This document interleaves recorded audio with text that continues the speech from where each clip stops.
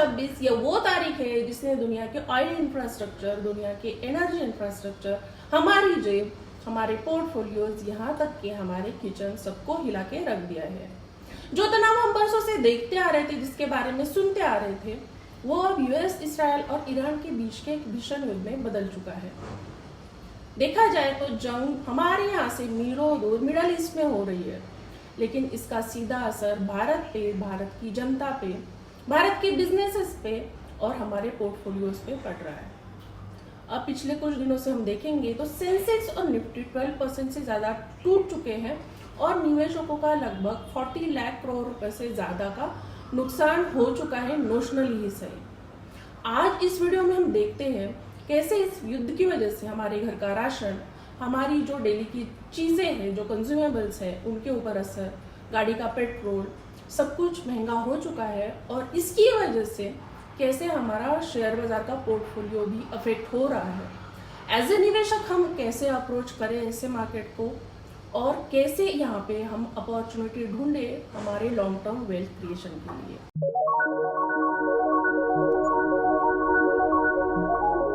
नमस्ते, मेरा नाम मनीषा है। मैं MBA finance equity research analyst हूँ। स्वागत करती हूँ आपका मेरे YouTube चैनल में।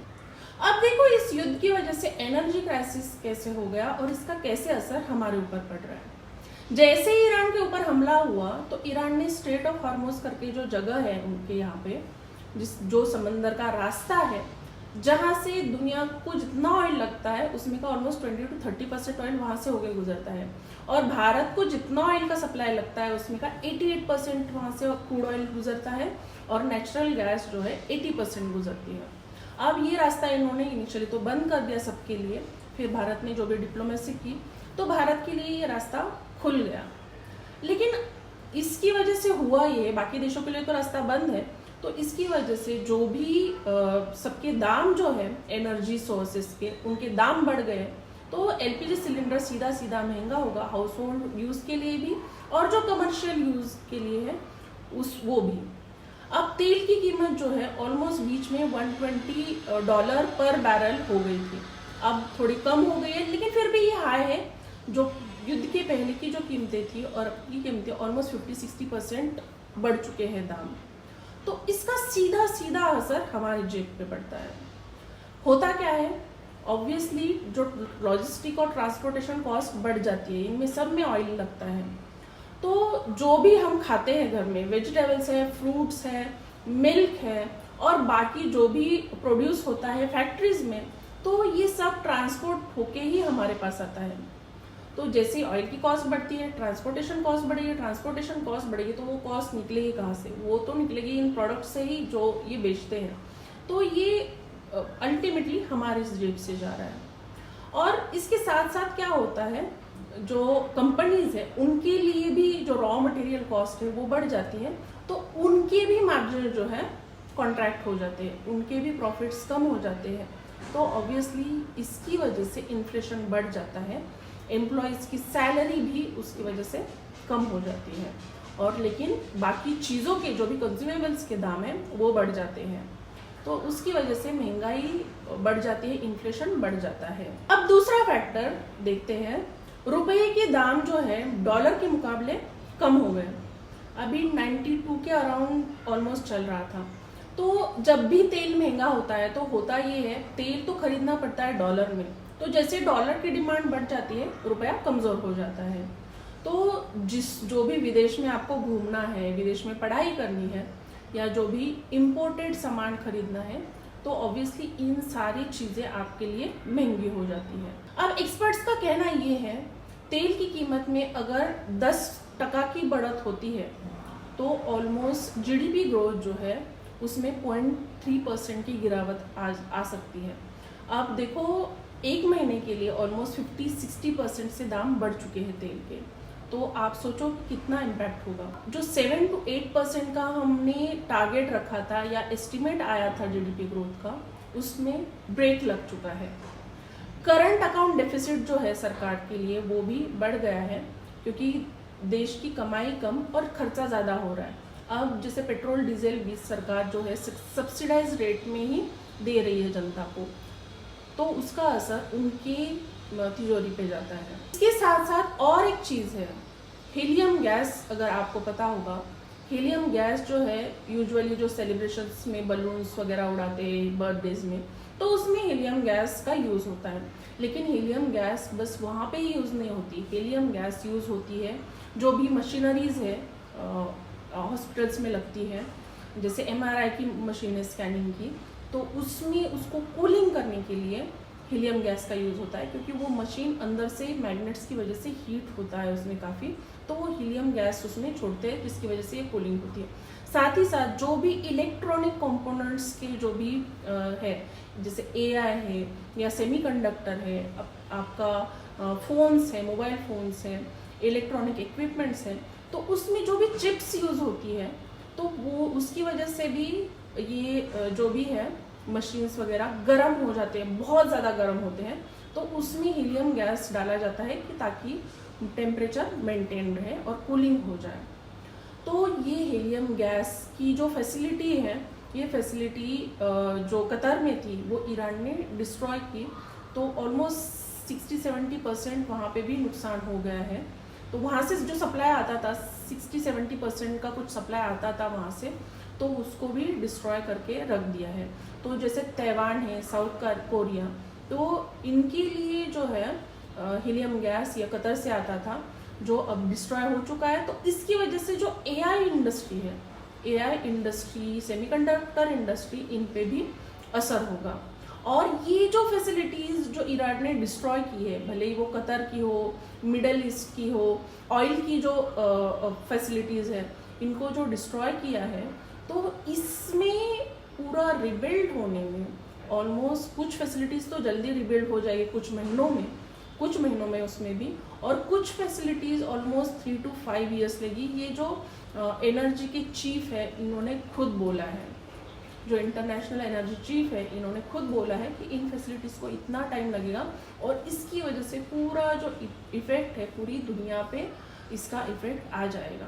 अब नेक्स्ट इंडस्ट्री की बात करें हम, एविएशन इंडस्ट्री, तो यहाँ पे भी एरोप्लेन उड़ाने के लिए इनको फ्यूल चाहिए, तो अच्छा खासा फ्यूल चाहिए रहता है, तो इसकी प्राइसेस बढ़ गए।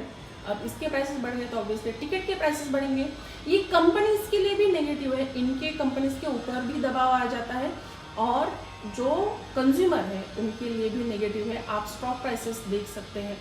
पेंट और टायर इंडस्ट्री, इनके लिए जो भी कच्चे तेल के बाय प्रोडक्ट्स निकलते हैं, नेफ्टा है, बेंजीन है, कार्बन ब्लैक है, तो ये सब चाहिए होते हैं इनके मैन्युफैक्चर के लिए, टायर और पेंट के। तो अब इनके दाम बढ़ गए, इन जो बाय प्रोडक्ट्स हैं, जो भी रॉ मटेरियल है, तो ऑब्वियसली कंपनीज के लिए प्रॉफिट मार्जिन्स कम हो जाते हैं, इनके लिए ऑलमोस्ट ख़त्म हो जाते हैं प्रॉफिट मार्जिन्स। केमिकल और प्लास्टिक इंडस्ट्री के लिए पॉलीमर चाहिए रहता है, जो मिडल ईस्ट से आता है। अब सप्लाई चेन में डिस्टर्बेंस आ गए, तो उसकी वजह से इन कंपनीज को अपना प्रोडक्शन रोकना ही पड़ता है, क्योंकि रॉ मटेरियल ही नहीं है। फर्टिलाइजर्स बनाने के लिए नेचुरल गैस की ज़रूरत है। नेचुरल गैस महंगा मतलब फर्टिलाइजर्स महंगा, तो किसानों की जेब से जाएगा ज़्यादा पैसा, और जो अल्टीमेटली उगेगा खेत में, तो कंज्यूमर को उसके लिए ज़्यादा पे करना पड़ेगा। अब सीमेंट जो बनता है, सीमेंट ऐसी इंडस्ट्री है, एनर्जी इंटेंसिव इंडस्ट्री है, यहाँ पे भी जो है पेटकोक का यूज़ होता है।